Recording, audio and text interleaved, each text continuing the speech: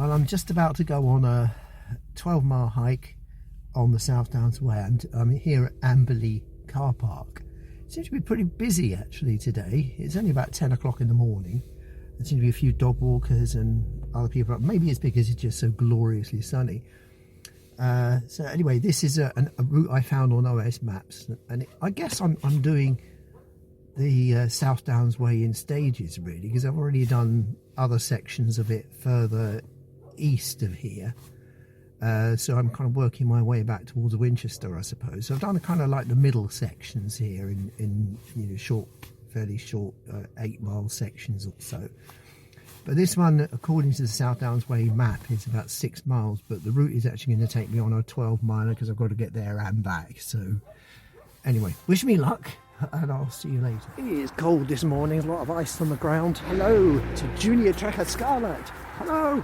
And to my other grandchildren, Aria, Willow and Rowan. So maybe you'll come trekking with me too one day. It's been a couple of weeks since I last went out for a walk, so it's good to be out again, even on a cold day like this.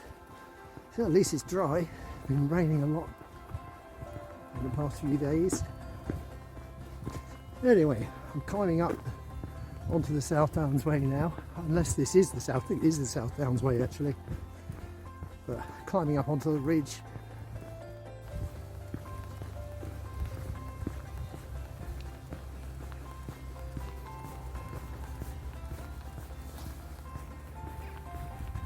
Show you how hard the frost is, look at that. I've been here before, a couple of years ago, when it wasn't so cold.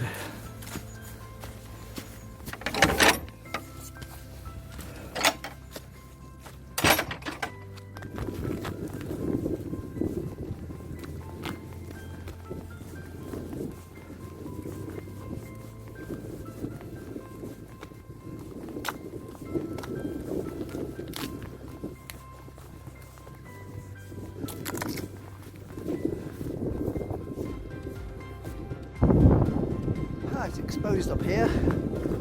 Last time I faced cold like this was when I was on Kilimanjaro. In fact, I've got on pretty much exactly the same gear, and it's working just as well now as it did then. Got my Rab jacket on, my GPX raincoat over the top, use some kind of windproofing, waterproof socks on with a sock liner, with boots on, which are Scarpa, high-tech inner layer with my favourite mid-layer top. So I've got 4 layers on the top, 2 layers on my feet, 1 thin pair of trousers, but then my legs never really get that cold anyway. It's pretty chilly, it's below freezing because it seems to be thawing part here. It's cracking when you step on it. Listen.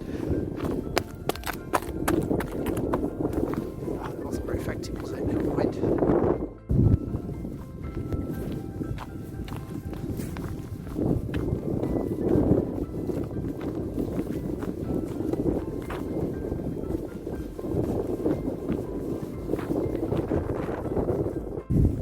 There's a really persistent wind blowing from that way, basically, as I'm heading on the South Downs Way towards Washington. So that must be a north then. It's a northerly wind, yeah. And I lifted up my bandana because cheek, pretty stinging cold. I don't even remember facing this kind of biting cold in Kilimanjaro, except when I was on top, it was -20. I'm probably partly delirious with the altitude anyway, so I don't remember. Still lovely though. Still rather be out here than indoors. Good for the soul, good for the mind, good for your mental health.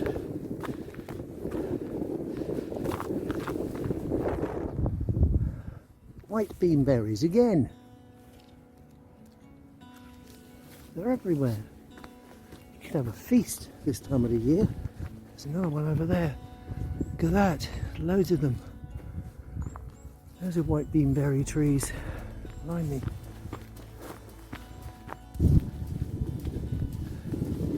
It is -2 degrees, according to my phone thermometer.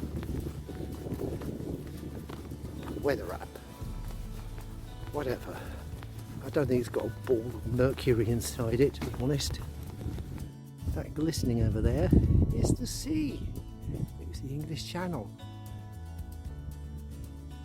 I can see a couple of boats out there actually, right on the horizon.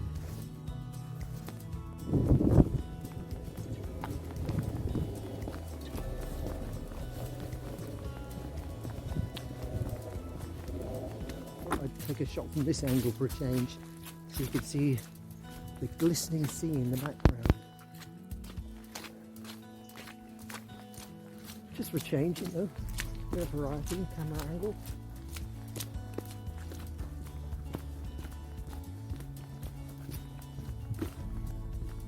You see a couple of ferries, maybe a ferry out there on the horizon.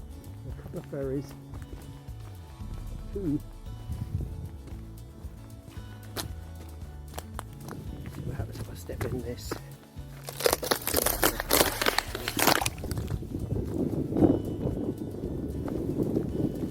Time to freeze all the way through. So it's a surface layer of ice.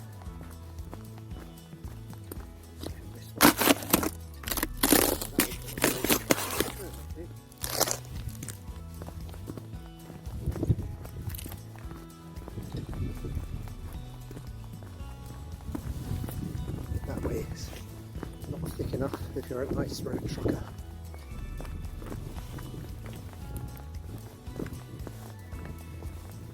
Ice road tracker.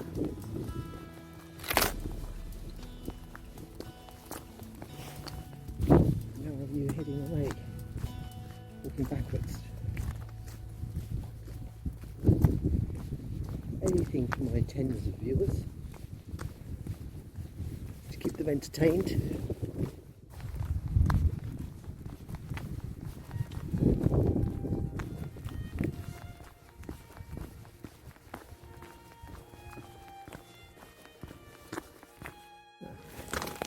Here's how thick the ice is.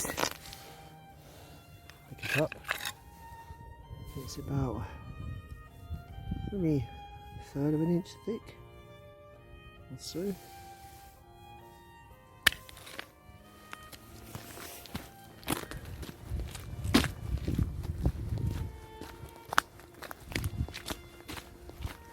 Pick my way through this ice field carefully.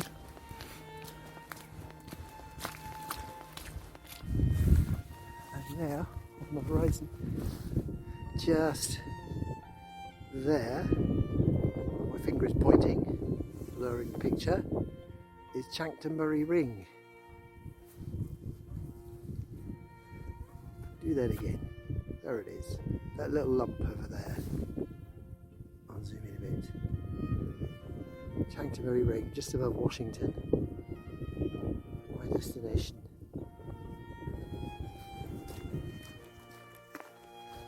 Well, actually not, because I'm looping back round, back to Amberley, not on the same path, cross country.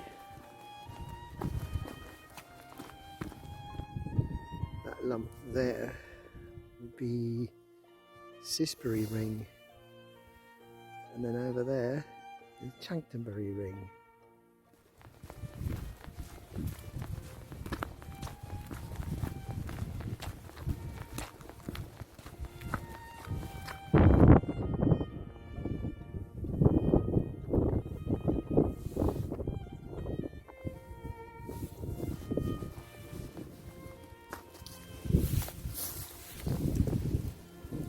I'm turning off the Southdown Way here and going through this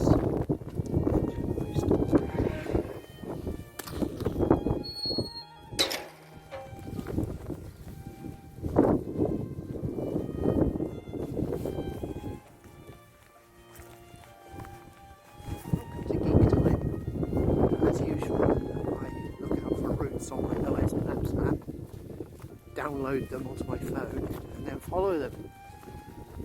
Unfortunately, about a mile back there, my OS Maps app decided to, well, lose the route. It had my position map up the route, and it still logs the distances and everything else. It's still working, it just wasn't highlighting the route. Thankfully, tip, always have a second backup app, which I did. I had GPX Viewer, so I exported the downloaded map from OS Maps and viewed it on GPX Viewer, so I'm following that one instead. So there you go. Mind you, the other purists among you, I'm sure, will say, boys carry paper maps, which is true. I have actually paper maps as well, but the difficulty with paper maps is, of course, you don't know where you are at any time. Relies solely knowing how to spot landmarks and triangulate whatever it is you do, and work out exactly where you are, pinpoint your location. Once you've got that, of course, it's just the same as a phone map or anything else. So I've got backups anyway, that's the important thing. And I'm not particularly brilliant at locating myself. I do have a habit of getting myself lost from time to time, even when I do have a phone map. Just drift off into the world yonder, darker recesses, well, not darker recesses, but lighter recesses of my mind, and meditate, and eventually east, perhaps so many times, and I usually have to backtrack, but it's part of the joys of walking.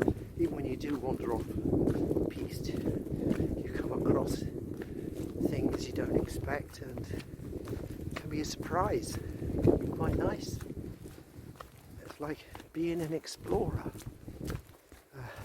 Still, for those who like reading about these sorts of things, I've written lots about that in my second book, which there's a link to on my channel homepage.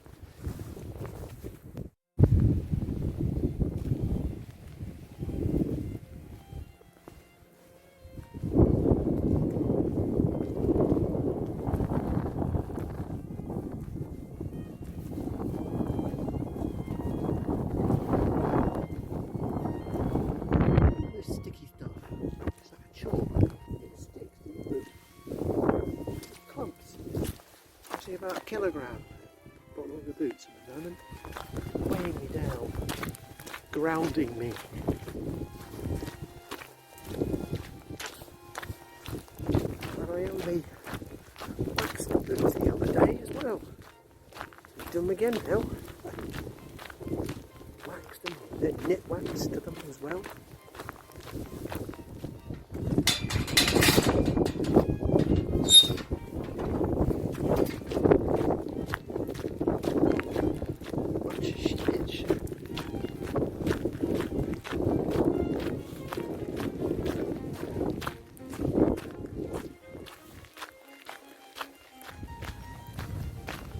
This one's giving me the eye.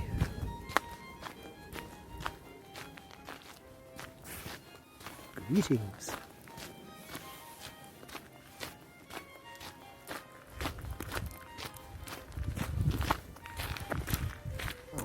Having just spoken about the precautions I'd taken with maps, my phone battery just decided to plummet from 50% to 10% in about 5 minutes. I immediately plugged it into my charger and it continued to drop.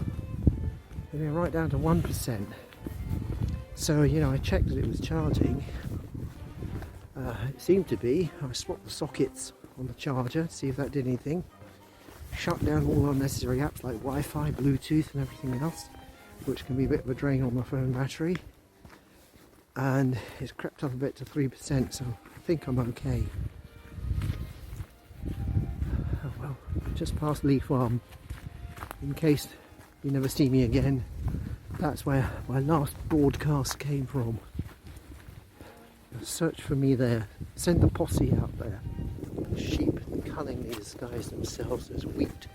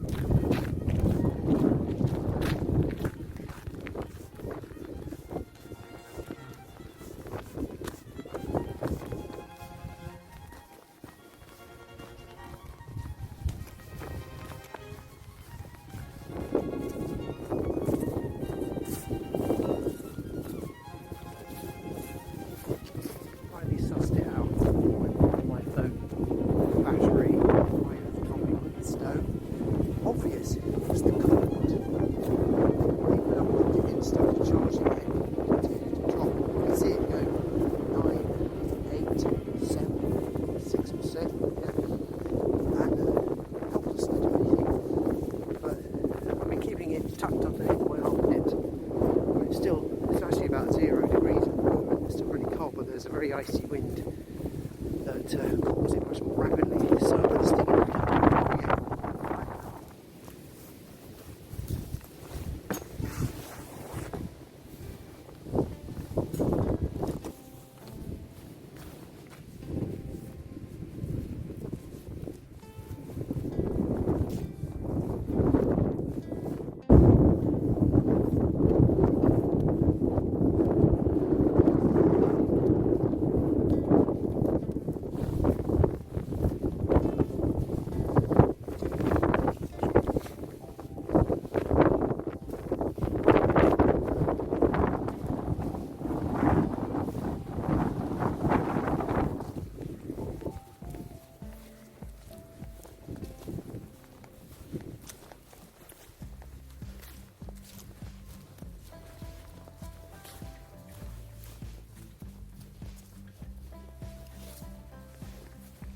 Only just spotted that in a little village called Greffel.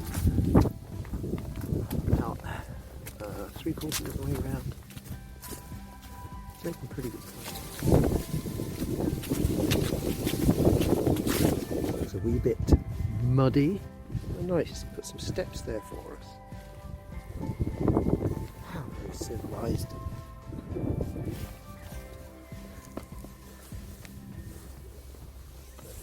I don't think it could have gone down there really. It would have been a bit of a mud fest. Well, mudslide.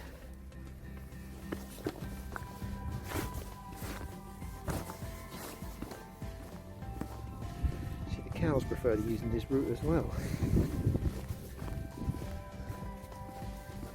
Must be posh cows. Come on, don't go through. Don't make your boots dirty.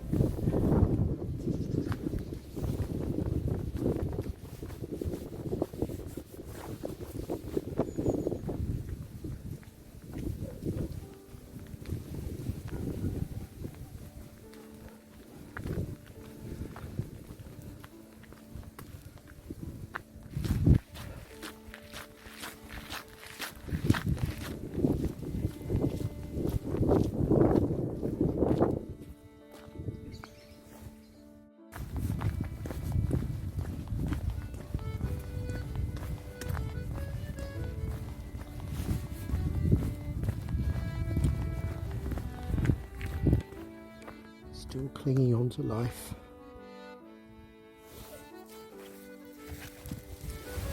Keep going.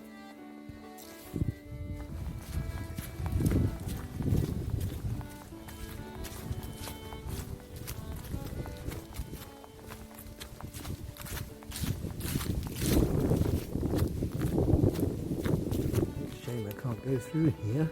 Blocked it off. What a pity. My car is parked just the other side of here. Never mind. It's obviously very popular with the locals, youth. Okay.